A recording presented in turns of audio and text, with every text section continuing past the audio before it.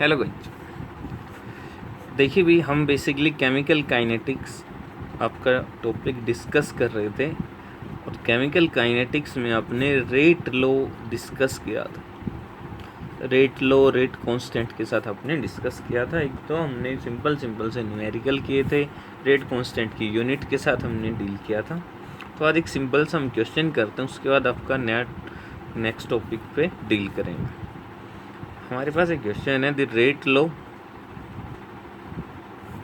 for a reaction of A, B and C has been found to be, आपका rate given है K concentration of A, concentration of B and concentration of C square। आपसे question पूछ रहा है, how would be rate of reaction change when first concentration of C is double, second concentration of A is half, third concentration of both B and C are double,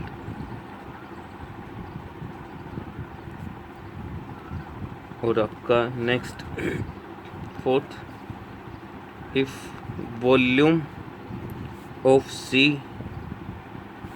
is half या have. आप volume of C को क्या करते हो, half करते हो। देखिए simple से न्यूमेरिक आपके कुछ क्वेश्चंस है।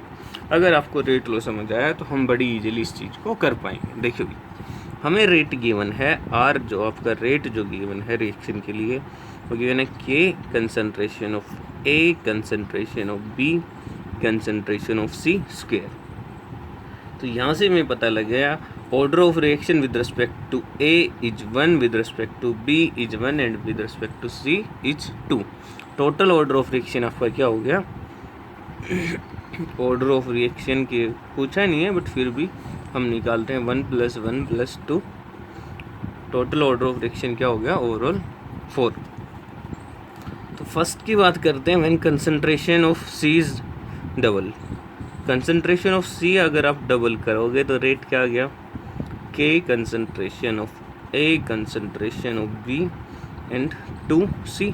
डबल किया, इसका स्क्वायर करोगे क्या हो जाएगा, 4K A B and concentration of C का स्क्वायर। तो रिएक्शन का रेट क्या हो जाएगा आपका, 4 टाइम्स C की कंसंट्रेशन डबल करने से रिएक्शन का रेट क्या हो जाएगा, 4 टाइम्स। सेकंड बात करते हैं, आपका रेट अगर आप A की कंसंट्रेशन को हाफ करते हो, A/2 B and C square, तो ये आपका क्या आ गया, 1/2 K concentration of A B and C। सो आपका रेट क्या हो जाएगा, हाफ। अगर आप A की कंसंट्रेशन को हाफ करोगे तो रेट पे क्या होगा, जो रेट ऑफ रिएक्शन होगी आपकी वो भी क्या करेगी, हाफ हो जाएगा। थर्ड की बात करते हैं, थर्ड में क्या बोल रहा है, both B and C, concentration of B and C is double. तो आपका रेट क्या होगा, कि कंसंट्रेशन ऑफ A आपकी सेम B को डबल किया है एंड C की कंसंट्रेशन को डबल किया है, उसका स्क्वायर। ये क्या आ गया, K A B and C का स्क्वायर। यहाँ से आएगा क्या, 4, यहाँ से आ गया क्या, 2। तो ये कितना आ गया, 8K concentration of A B and C square. So आपका रेट जो है वो कितना हो जाएगा, 8 टाइम्स। अगर आप both concentration of B and C को डबल करते हो तो आपके रिएक्शन रेट क्या हो जाएगा, 8 टाइम्स। अभी जो फोर्थ है वो आपको देखना है, C की वॉल्यूम को ऑफ किया है, क्या है, C की वॉल्यूम को ऑफ। तो देखो फोर्थ की बात करते हैं, आपका रेट के concentration of A, concentration of B, concentration of C का स्क्वायर। हमें बताया कंसंट्रेशन ऑफ सी किसके इक्वल है, number of moles of C divided by volume. Volume को हमने क्या कर दिया, हाफ। वॉल्यूम को अगर मैं हाफ करूँगा तो मेरी जो कंसंट्रेशन होगी, मुझे दिख रहा है कंसंट्रेशन जो है वो क्या है, वॉल्यूम के इन्वर्सली प्रोपोर्शनल। पहले यही लेते हैं आपका ही। अगर मैं वॉल्यूम को हाफ करूँगा तो कंसंट्रेशन मेरी क्या हो जाएगी, डबल। कंसंट्रेशन ये 2 पर आएगा भाई, ये क्या आ जाएगा NC/V/2, इसके इक्वल है 2NC/V। तो मेरी C की कंसंट्रेशन है वो क्या हो जाएगी, डबल। सो मेरा रेट किसके इक्वल आ जाएगा, KAB and concentration of C square क्या हो जाएगा, 4 times AB concentration of C का स्क्वायर। तो कितना हो जाएगा आपका 4 टाइम्स। तो वॉल्यूम में अगर चेंज आएगा तो भी आपका रेट चेंज होगा। क्यों चेंज होगा, बिकॉज कंसंट्रेशन आपकी चेंज होगी। ये आपका एक सिंपल सा क्वेश्चन था जो हमें डील करना था। अभी हम अपनी नेक्स्ट टॉपिक पे चलते हैं जिसको हम बोलते हैं molecularity. Molecularity of A reaction.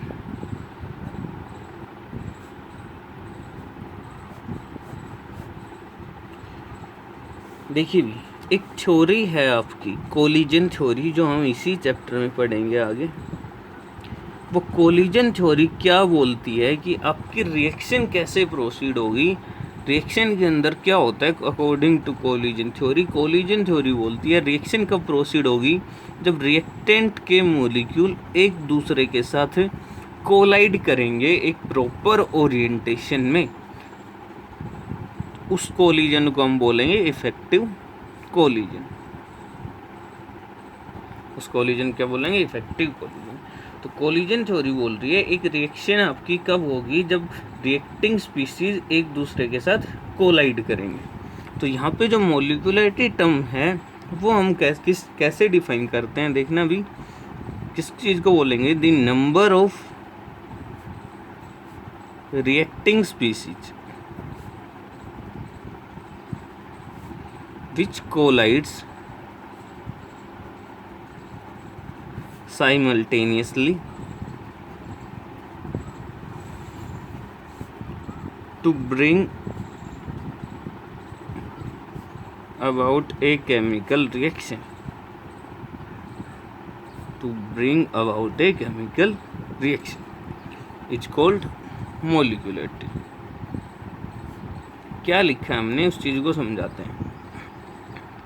Molecularity हम बोलेंगे एक रिएक्शन के अंदर कितने रिएक्टिंग स्पीसीज एक दूसरे के साथ कोलाइड करेंगे, और कोलाइड भी कैसे करेंगे, साइमल्टेनियसली। दैट मीन्स एक साथ। दैट मीन्स क्या, एक साथ। एक रिएक्शन के अंदर कितने नंबर आपके, कितने रिएक्टेंट के मॉलिक्यूल्स एक दूसरे के साथ एक साथ कोलाइड, एक ही टाइम पे कोलाइड करेंगे एक केमिकल रिएक्शन को करने के लिए, उस चीज़ को क्या बोलेंगे, मोलिकुलरिटी ऑफ दैट रिएक्शन। सोच करो यहाँ पे कितने मॉलिक्यूल हैं आपके, 2। दैट मीन्स कितने मॉलिक्यूल कोलाइड कर रहे हैं आपके, 2। तो यहाँ पे मोलिकुलरिटी क्या होगी, 2।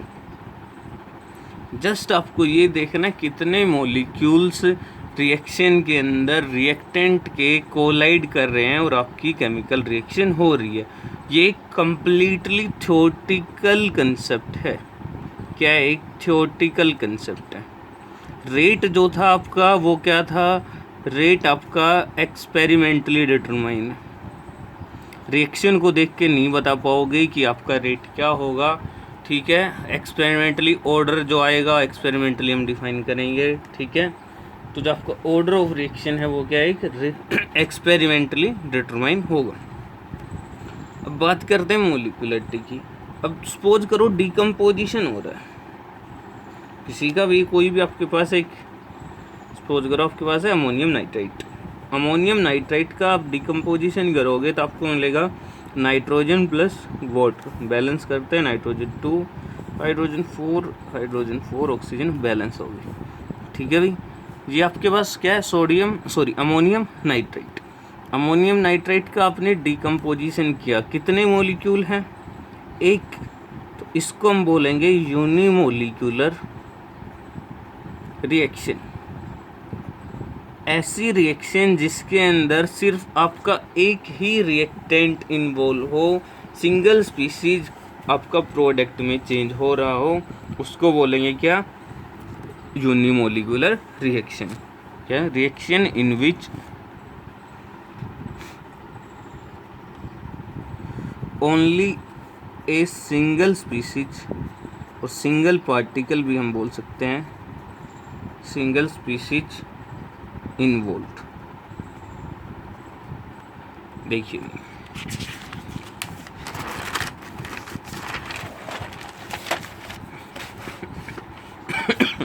सॉरी, एक और एग्जांपल लेते हैं। देखिए ये आपका HI है, ये डिकम्पोज होगा हाइड्रोजन आयोडाइड, ये बनाएगा hydrogen gas plus iodine gas. Balance करो, एक हाइड्रोजन इधर 2, इधर आयोडीन 2, ये हो गई बैलेंस। कितने मॉलिक्यूल हैं HI के? 2। जस्ट ऐसा नहीं है कि आपको रिएक्टेंट देखना है आपके माइंड में, अगर यहाँ पे ये कन्फ्यूजन आया हो कि नहीं हमें तो सिर्फ रिएक्टेंट देखना है सॉरी, हमें सिर्फ नंबर देखना है। कितना था यहाँ पे? एक मॉलिक्यूल डिकम्पोज हो रहा था, इसलिए हम इसको यूनिमोलिक्यूलर बोल रहे थे। यहाँ पे अब इसकी बात करेंगे हम, यहाँ पे कितने हैं आपके? 2। आपको रिएक्शन बैलेंस होनी चाहिए, रिएक्शन क्या होनी चाहिए? बैलेंस्ड। तो मोलिकुलरिटी हम ये भी अगर आपको यहाँ पे हम बात करें तो number of reacting species which collide simultaneously to bring about a chemical reaction in a balance, यहाँ पे लिख लेना अगर नहीं है, in a balanced chemical equation is called molecularity. Reaction balanced होनी चाहिए, क्योंकि कई बार बच्चा यहाँ पे कंफ्यूज हो जाता है, वो रिएक्टेंट को जस्ट देख के बता देता है मॉलिक्यूल। इसके नंबर कितने हैं वो आपको देखने, कितने रिएक्टेंट के पार्टिकल कोलाइड हो रहे हैं। यहाँ पे कितने हो रहे हैं? 2। HI के बैलेंस हमने की तो कितने पार्टिकल हैं? 2। दैट मीन्स हाइड्रोजन आयोडाइड के 2 मॉलिक्यूल, 2 पार्टिकल एक दूसरे के साथ जब कोलाइड करेंगे तब जाके आपकी रिएक्शन होगी। तो ऐसी रिएक्शन को हम क्या बोलेंगे? By molecular reactions. इसकी मोलिकुलरिटी क्या रहेगी? 2, बिकॉज 2 पार्टिकल आपके क्या हो रहे हैं? इन्वॉल्व हो रहे हैं। एक और एग्जांपल देखो भी, सपोज करो आपके पास सॉरी नाइट्रिक ऑक्साइड है एंड ऑक्सीजन गैस कंबाइन होंगे, कंबाइन होके क्या बनाएंगे? आपका NO2। कंबाइन होके क्या बनाएंगे? NO2। अब देखो बैलेंस करो, नाइट्रोजन 2, 2 ऑक्सीजन 4, 2, 4 हो गई बैलेंस। कितने पार्टिकल हैं? 2 ये NO नाइट्रिक ऑक्साइड के और एक आपका ऑक्सीजन का, टोटल कितने हो गए? 2 + 1 3। सो कितने पार्टिकल आपके, कितने मॉलिक्यूल्स आपके कोलाइड हो गए, रिएक्टेंट प्रोडक्ट में कन्वर्ट हो रहे हैं? 3। इसलिए इसको हम बोलेंगे ट्राई मोलिकुलर रिएक्शन। क्या बोलेंगे? Try molecular reaction. कोई एक्सपेरिमेंटल नहीं है, जस्ट आपको रिएक्शन देखनी है, रिएक्शन को बैलेंस करना है। बैलेंस होने के बाद आपको जस्ट चेक करना है कि कितने रिएक्टेंट के पार्टिकल्स कोलाइड हो रहे हैं और आपके रिएक्टेंट प्रोडक्ट में कन्वर्ट हो रहे हैं। तो बैलेंस सबसे पहला काम, बैलेंसिंग मस्ट है। अब देखिए भी मोलिकुलरिटी क्या हो सकती है? क्या कोई मेरे से बोले कि मोलिकुलरिटी क्या 0 हो सकती है? बिल्कुल नहीं हो सकती। क्यों? Because reactant 0, that means molecule क्या आपके 0। कोई मॉलिक्यूल कोलाइड ही नहीं कर रहा है, हमारे पास कोई मॉलिक्यूल ही नहीं है, तो कैसे आपका रिएक्शन होगी? तो रिएक्शन ही नहीं होगी, यहाँ पे तो कोई मॉलिक्यूल ही नहीं है।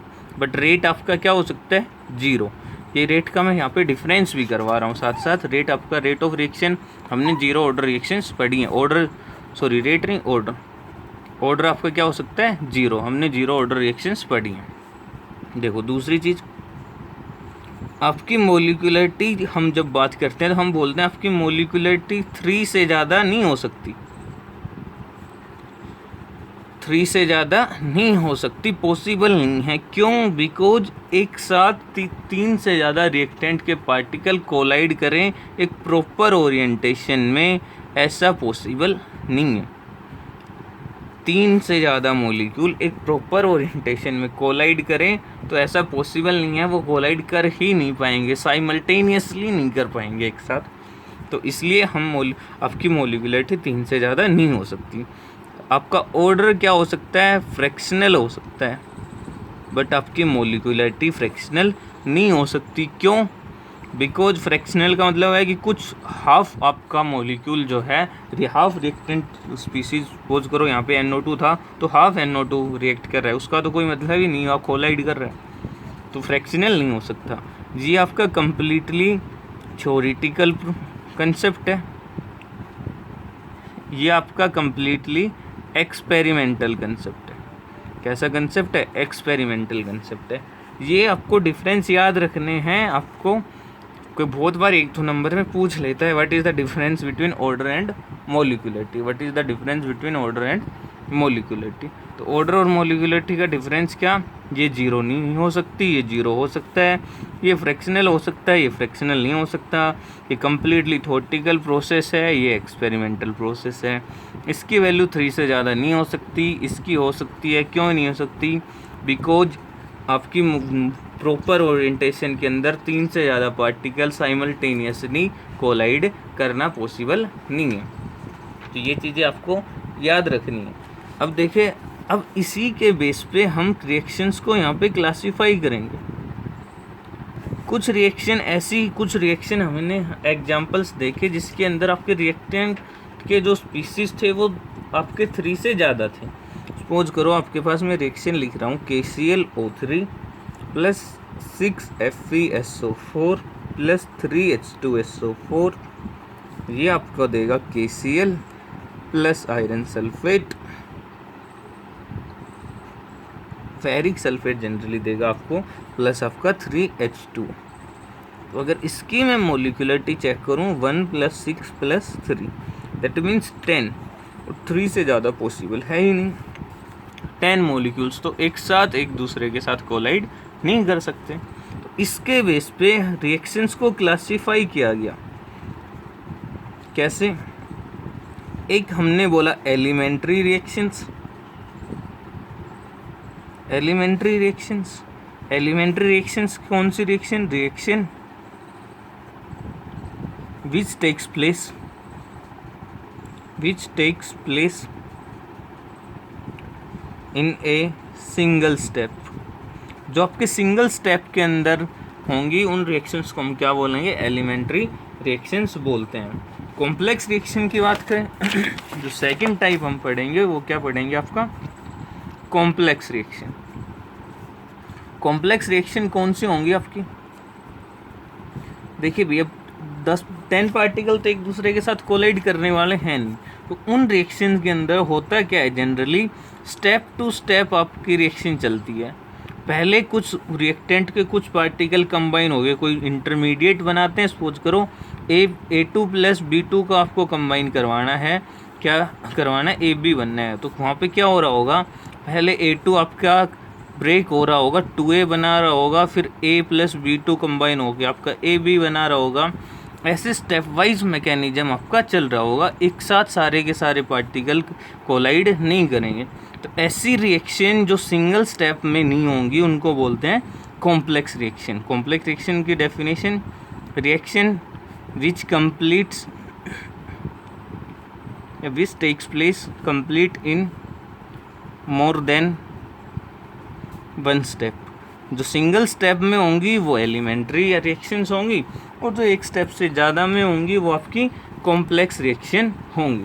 उसके अंदर आपके स्टेप वाइज मैकेनिज्म आपको पढ़ना है, जो हम नेक्स्ट लेक्चर में डिस्कस करेंगे, mechanism of reaction. I hope समझ आया होगा। तो ये चीज़ आपको देखनी है, मॉलिक्यूलरिटी और रेट का, ऑर्डर का डिफरेंस। एक सिंपल सा कंसेप्ट माइंड में रखना है। मॉलिक्यूलरिटी एक थ्योरेटिकल कंसेप्ट है जो आपको ये बताएगा कितने आपके नंबर ऑफ रिएक्टेंट स्पीसीज एक साथ कोलाइड कर रहे हैं एक केमिकल चेंज, एक केमिकल रिएक्शन करने के लिए। रिएक्शन जस्ट बैलेंस करनी है। स्टोक्योमेट्रिक कोफिशिएंट से आप देखकर आपको पता लग जाएगा रिएक्शन की मोलिकुलरिटी क्या होने वाली है। अगर रिएक्शन की मोलिकुलरिटी 1 है तो हम बोलेंगे यूनिमोलिकुलर, 2 है तो बाईमोलिकुलर, 3 है तो ट्राईमोलिकुलर। 3 से ज़्यादा पॉसिबल नहीं है, बिकॉज 3 से ज़्यादा पार्टिकल एक साथ कोलाइड करना पॉसिबल नहीं है।